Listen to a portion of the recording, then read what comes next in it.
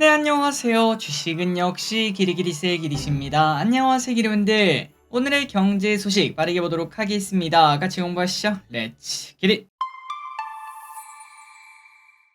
자, 첫 번째로 일단 52주 신고가 기업 한번 봐야겠죠. 오늘은 어떤 친구가 왔는가 봤더니 브랜드엑스 코퍼레이션이라는 기업이 왔습니다. 의류주가 이렇게 52주 신고가를 써낼 줄은 몰랐는데, 그렇다면 이 친구 이렇게 급등하게 된 이유가 뭔가? 바로 실적 그리고 중국향 기대감으로 풀이가 된다고 합니다. 일단 매출은 15에서 20% 정도, 그 다음에 영업이익도 비슷하게 성장할 것으로 예상이 되고, 그런데 내년포는 불과 7.8밖에 안 된다고 해요. 그러니까 이는 당연히 저평가라고 볼 수 있고, 그리고 여기서 중국 진출 기대감이 현재 나온다고 합니다. 잭시믹스, 바로 브랜드엑스 코퍼레이션이 가지고 있는 브랜드죠. 요 잭시믹스는 내년까지 중국에 100개 정도의 매장을 오픈한다고 하는데, 한 개 매장당 연 매출 5억 정도의 매출을 올려준다면은 500억 정도의 중국향 매출이 생길 수 있다고 합니다. 참고로 지금 매출이 2천억 정도니까 분명 의미 있는 금액이라고도 볼 수 있겠죠.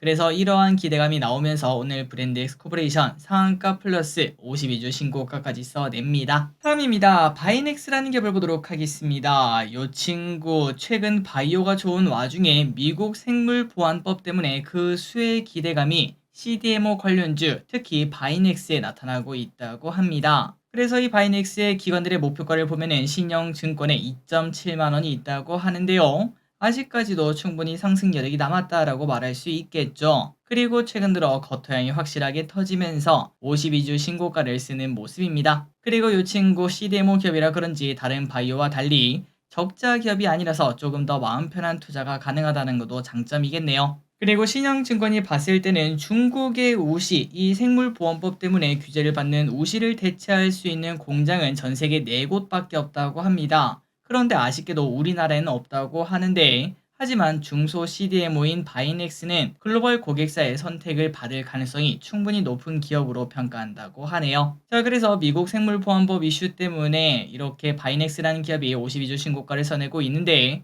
아직까지 미국 생물보안법 결정이 되지 않았죠. 이게 결정이 될 때쯤 아마도 그때 전후로 주가가 고점을 찍어주지 않을까. 그리고 결정이 되고 나면은 오히려 이제 CDMO 관련주는 실질적으로 실적이 찍히지 않는 이상은 다시 하락하지 않을까라는 얘기도 해볼 수 있겠습니다. 어쨌든 CDMO 관련주가 요즘 핫하다는 것도 챙기시면 될 것 같네요.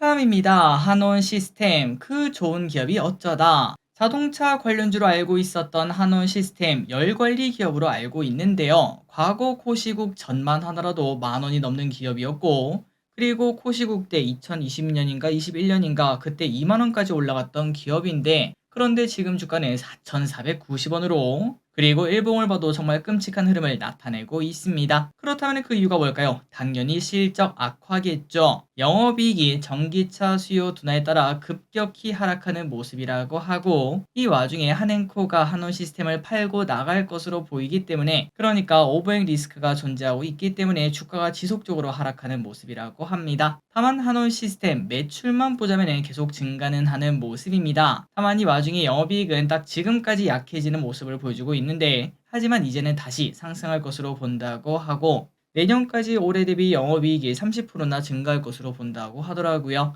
그런데 지금 퍼는 9.5, 이 정도면은 그렇게 나쁜 가격대는 아니겠죠. 다만 오버행 리스크가 아직까지 남아있다는 거, 이거 하나만 해소가 된다면은 그때부터는 다시 올라갈 수 있는 한온 시스템을 확인할 수도 있어 보입니다. 그렇기 때문에 이제 자동차 부품 이쪽에 관심이 많다면은 한행코 오버행 이쪽에 관련된 이슈가 다 끝났을 때, 그때부터는 이 친구를 공부해 볼 필요가 있겠네요. 다음입니다. 유연해도 너무 유연한 거 아니냐. 자, 사실상 이 사람은 사기꾼이다, 이렇게 말을 많이들 하실 것 같은 부자 아빠 저자 기요사키. 불과 얼마 전만 하더라도 비트코인이 8월 달까지 35만 달러 간다, 그러니까 4억 돌파한다 라고 외쳤지만, 그런데 지금 보니까 비트코인은 8천만 원이 깨지는 모습을 나타내고 있죠. 그래서 이제 이렇게 하락하는 모습을 보여주자 기요사키는 그 의견을 관철하고 있나 봤더니 그게 아니네요. 정말 유연하게, 내가 근데 지금 다 기술 찾아보니까 역사상 가장 큰 붕괴가 코앞이다 라고 예언을 했다고 합니다. 그러니까 지금 비트코인 하락하고 있는데,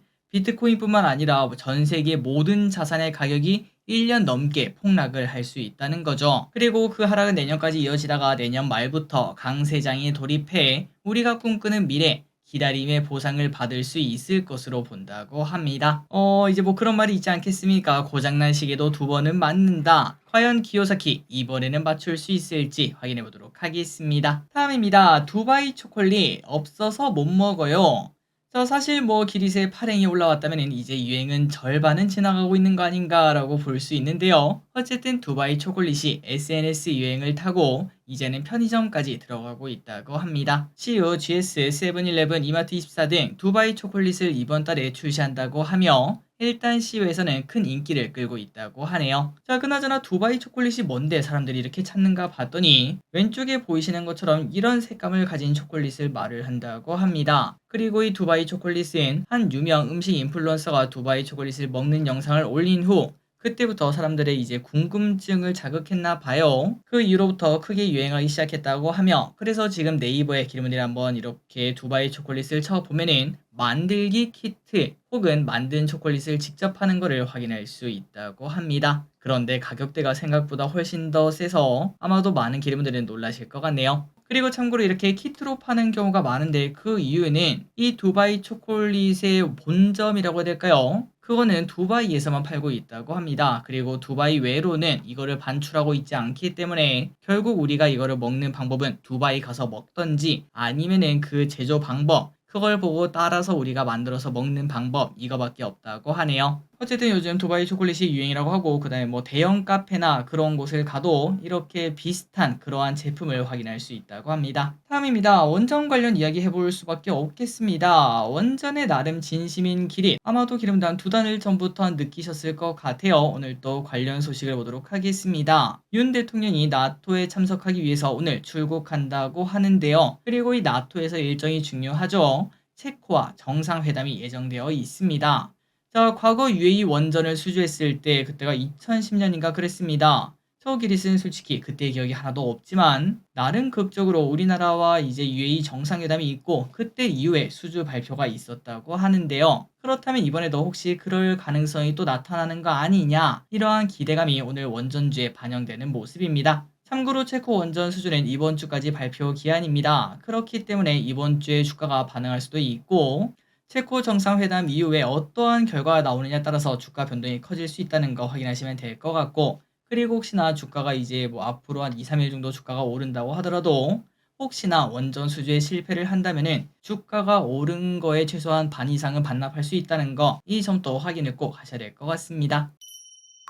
자, 그렇다면 원전에 관련된 이야기 조금만 더 보도록 하겠습니다. 수주 확률은 얼마나 될까요? 많은 뉴스 등을 토대로 한번 보자면 조금 더 유리한 상황이라고 합니다. 한 6대4 정도 될 수 있다고 하는데요. 우리나라의 장점은 가격, 시간 이 두 개라고 하죠. 무려 프랑스보다 2배나 더 싸게 지을 수 있고 약속된 기간 내에 지을 수 있는 게 가장 큰 장점이라고 합니다. 그리고 체코는 그렇게 잘 사는 나라는 아닙니다. 그런 나라에서 무려 30조라는 돈은 매우 큰 돈이라고 볼 수 있기 때문에 야 이거 사실 우리나라가 만약에 안 되면은 이거 뭐 문제 있는 거 아니냐라는 이야기가 나올 정도라고 하죠. 그리고 실제로 체코 현지 언론은 한국에서 거부할 수 없는 제안을 던졌다라고도 평가를 했다고 합니다. 자, 그런데도 불구하고 프랑스랑 반반이라고 계속 얘기가 나오고 있는데요. 그렇다면 그 이유가 뭔가 봤더니 바로 프랑스가 유럽에서 가진 입김 때문에 그렇습니다. 그러니까 뭐 이런 거겠죠. 제가 이제 열심히 공부를 하려고 하는데 전교 1등 친구가 옆반에 있고 전교 2등 친구가 우리 반에 있습니다. 그런데 괜히 그거 모르는 거 물어보러 분명 1등 친구가 조금 더 잘 가르쳐 주긴 하겠지만 근데 옆반까지 가긴 좀 그렇죠. 2등인 친구가 그 복도 앞에 자리를 잡고 있어요. 그렇기 때문에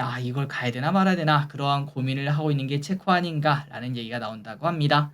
그래서 결국은 까봐야 알 수 있다고 하네요. 마지막 원전 소식을 보도록 하겠습니다. 그렇다면 만약에 이번 주가 딱 지나고 다음 주가 되었는데 짜잔 수주가 되었습니다. 이런 얘기가 나왔다면 어떻게 될지 한번 보도록 할게요. 자, 참고로 이는 100% 예상일 뿐입니다. 그러니까 정답이 아니라는 거죠. 그러니 여러분들 절대 이것만 보고 투자를 하시면 안 될 것 같고요. 참고만 하시면 될 것 같은데 일단 과거 UAE 때 흐름을 한번 보도록 하겠습니다. 자, 요때입니다. 주가가 이렇게 바닥으로 기어가다가 정상회담 전에 갑자기 주가가 슬금슬금 올라가기 시작하더니 딱 수주하고 난 다음부터 주가가 쭉쭉쭉 올라가는 걸 확인할 수 있죠. 한 3주에서 4주 정도 쭉 올라가다가 오른쪽으로 기어가는 모습을 나타냈습니다. 그리고 이 기업은 바로 두산 에너빌리티인데요. 그때 당시에 40% 정도의 상승을 나타내고 2, 3주 정도의 상승을 나타내다가 그 다음부터는 쭉 떨어지는 모습을 나타냈습니다. 아니 그래 그 정도면은 뭐 그렇게 많이 올라가진 않았네 라고 볼 수 있지만, 그런데 보통은 시가총액이 낮은 애들이 더 많이 올라가겠죠.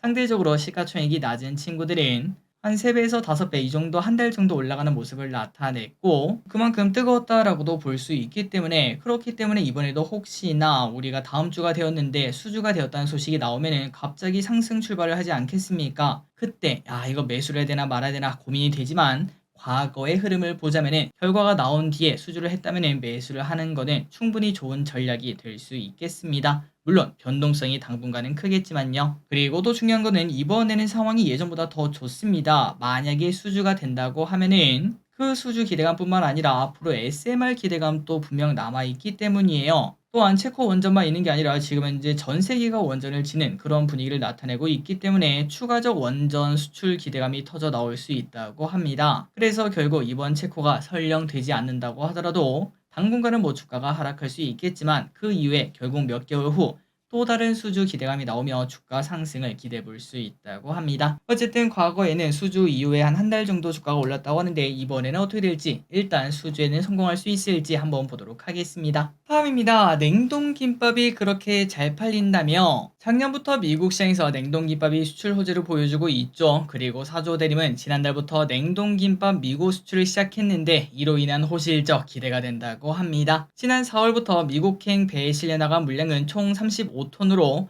김밥 15만 줄에 해당하는 분량이라고 합니다. 그리고 앞으로도 매달 7만 줄을 수출할 것이라고 하는데, 그래서 이제 이런 것들을 다 비교해 봤을 때 지금 주가는 매우 낮다, 이런 평가가 나왔다고 하네요. 그래서 이 소식이 나오자마자 사조 이름이 붙은 친구들 막 상한가 행진까지 보여주고 있습니다. 다음입니다. 넥슨 게임즈 퍼스트 디센던트 게임 출시 후 주가가 쭉쭉 올라가는 모습이네요. 자, 이 게임이 그렇게 재밌다고 해요. 스팀에서 전세계 판매 수익 1등, 2등을 다투고 있다고 하고요. 그리고 최대 동접자도 무려 24만 명이나 기록하며 초반 흥행에 성공했다고 합니다. 그러다 보니 주가도 가파른 상승세를 보였다고 하네요.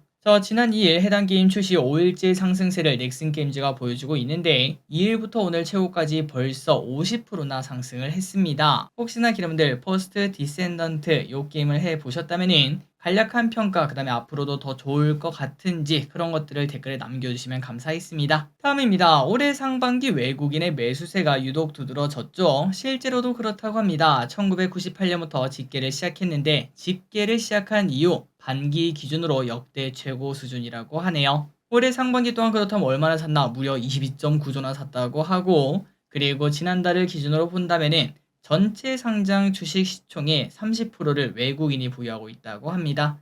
그러니까 우리나라 주식의 30%는 외국인 거라는 거겠죠. 그리고 6월만 본다면 순매수 금액은 약 3조 원이라고 하며, 국가별로 본다면 미국에서 2조 가량이 매수가 되고 있다고 합니다. 그리고 또 대부분은 삼성전자를 사고 있겠죠. 다음입니다. 테슬라 목표가 $300 상향. 테슬라가 최근 10거래일 동안 지속적으로 상승하고 있는데요. 테슬라 주주분들 등이 따뜻하실 것 같습니다. 분명 얼마 전까지만 하더라도 올해 초 대비 계속 하락하면서 내 속을 썩였지만 한 번에 그냥 회복하는 모습을 나타냈다고 하네요. 그러다 보니까 증권가에서도 시각이 달라지고 있는데요. 웨드부시 증권은 전기차 수요가 안정화되고 있고 테슬라의 다음 단계 로보택시가 전개되고 있다, 이렇게 이야기를 했습니다. 그래서 8월 8일 로보택시 데이가 된다면은 테슬라가 가장 저평가된 인공지능 수혜주라는 걸 사람들이 인식하게 될 것이라며 목표 주가 $300를 제시를 했다고 하네요. 자, 테슬라의 상승은 우리에게 분명 의미가 있습니다. 최근 들어 2차전지도 뭔가 바닥에서 올라오려는 모습을 보여주고 있죠. 과연 테슬라 쭉쭉쭉 올라가 줄 수 있을지, 그리고 우리나라 2차전지도 같이 가줄지 계속 지켜보도록 하겠습니다. 다음입니다. 하반기에는 어떤 주식이 오를까? 뱅크 오브 아메리카에서 하반기 유망한 종목들을 분석을 했다고 하는데요. 거기에서 미국 주식 중 엔비디아, 카니발, 블록, 팔란티어 등 이러한 종목들이 상승 여력이 있다라고 분석을 했습니다. 카니발이라는 기업은 예상보다 높은 수익을 기록했고요. 앞으로도 몇 달간 좋은 징조로 작용한다고 합니다. 그래서 앞으로 무려 40%나 더 오를 것, 이렇게 예측을 했고요. 그리고 엔비디아 같은 경우에는 최근 들어 살짝 조정받는 모습이지만 21선을 기가 막히게 지키고 있습니다. 그렇기 때문에 하반기에도 여전히 상승 여력이 있다며 탑픽으로 선정했다고 합니다. 과연 엔비디아 어디까지 갈지 보도록 하겠습니다. 다음입니다. LG엔솔의 실적 발표가 있었습니다. 오늘은 LG엔솔의 잠정 실적 발표가 있었던 날인데요. 2분기 매출은 6조, 영업이익은 약 2천억을 기록했습니다. 전년 동기랑 비교하면 매출은 30%, 영업이익은 57%나 감소한 실적인데요. 그래도 다행인 거는 1분기 대비 영업이익은 24%나 증가했다고 합니다. 하지만 좀 내면을 보면 다르다고 합니다. 미국의 IRA 세액공제 제도에 따라 4천억 정도의 세액공제가 반영된 실적인데, 그런데 이거를 제외한다면 사실상 2,500억의 영업 손실을 기록한 것이라고 합니다. 지난 1분기도 마찬가지로 세액 공제분을 빼면 적자를 기록했는데 이번에도 마찬가지라고 하네요. 다만 북미 사업의 실적이 증가하며 세액 공제 규모는 1분기보다 늘어난 모습이라고 합니다. LG엔솔은 전기차 캐즘을 상쇄하기 위해서 LFP 배터리와 ESS 배터리 여기에 힘쓰는 중이라고 하는데, 특히 최근 들어 ESS 이쪽에 대한 관심이 좀 늘어나고 있죠. 그래서 실제로 일부 라인을 ESS로 전환하는 등 열심히 노력하는 모습을 보여준다고 합니다. 과연 2차전지 이제는 진짜 다를지 계속 보도록 하겠습니다. 다음입니다. 삼성 그리고 SK도 AI 진단 시장 진출. 삼성그룹과 SK그룹 등 대기업들이 AI 의료 서비스 시장에 뛰어들면서 관련 시장이 확대되고 있습니다. 삼성 메디스는 프랑스의 AI 진단 소프트웨어 업체 소니오를 인수했고, SK CNC는 뇌질환 AI 진단 제품의 라인업을 늘리는 중, 이러한 소식이 나오고 있는데요. 그래서 이제 이런 상황이다 보니까 업계에서 우리가 기존에 알고 있던 기업들은 루닛, 뷰노 등 이런 기업 아니겠습니까? 이 친구들이 이제 상대적으로 안 좋은 거 아니냐라는 걱정이 나오고 있지만, 그런데 오히려 더 유리해지는 상황이라고 합니다. 아니 길이 그 대기업이 들어오면은 그 중소기업은 다 죽는 거 아니냐? 꼭 그렇지는 않다고 해요. 대규모 투자가 들어오게 되면서 시장의 파이가 증가하게 되고, 그리고 사람들이 야 삼성도 안 돼, SK도 안 돼 이러한 얘기를 하면서 신뢰도가 높아지기 때문에 충분히 실보다 득이 더 많은 상황이라고 합니다. 하지만 만약에 소규모 스타트업 기업들을 지속적으로 인수하며 기술을 독점하는 그런 상황이 펼쳐진다면은 그때는 루닛, 뷰노 이런 친구들이 안 좋을 수도 있다고 하네요. 어쨌든 AI 의료 시대는 빨리 왔으면 좋겠습니다. 우리가 가끔 걱정하는 게 내가 어디 아파서 뭐 검진을 받고 싶은데 혹시나 내가 가는 병원의 의사가 이걸 놓치면 어떡하나 이런 걱정을 하지 않겠습니까? 하지만 AI 의료가 확실하게 발전된다면은 어디서든, 그러니까 뭐 서울이서든 미국에서든 아니면은 그냥 우리 동네 병원에서든 똑같은 진료에 준하는 그러한 진료를 받을 수 있기 때문에 당연히 우리에게는 더 좋은 상황이라고 얘기를 해볼 수 있겠네요. 마지막 소식입니다. 날씨가 덥다 보니까 여행 생각이 막 나는데요. 올 여름에 인기 있는 여행지는 뭐가 있는지 빠르게 보고 끝내보도록 하겠습니다. 자, 아무래도 가까운 지역의 선호 현상이 당연히 높습니다. 휴가 시즌인 7만 8초를 기준으로 베트남이 18%, 일본이 13%로 베트남의 인기가 최근 가장 높다고 하고요. 그 외에도 중국, 그 다음에 MZ를 중심으로는 몽골까지 관심을 받고 있다고 합니다. 다만 올해 추석은 꽤나 깁니다. 이틀만 쓰면은 거의 일주일 넘게 쉴 수 있다고 하는데요. 이때는 일본이 베트남을 따돌리고 1등을 차지한 만큼 지금 현재 우리나라에서 여행하면은 베트남 아니면 일본 이 두 개 중 하나에 쏠려있는 모습을 나타내고 있다고 합니다. 자, 오늘의 공부 여기까지 끝났습니다. 항상 이렇게 같이 공부해서 진심으로 감사합니다. 지금까지 길이셨습니다. 빠이요.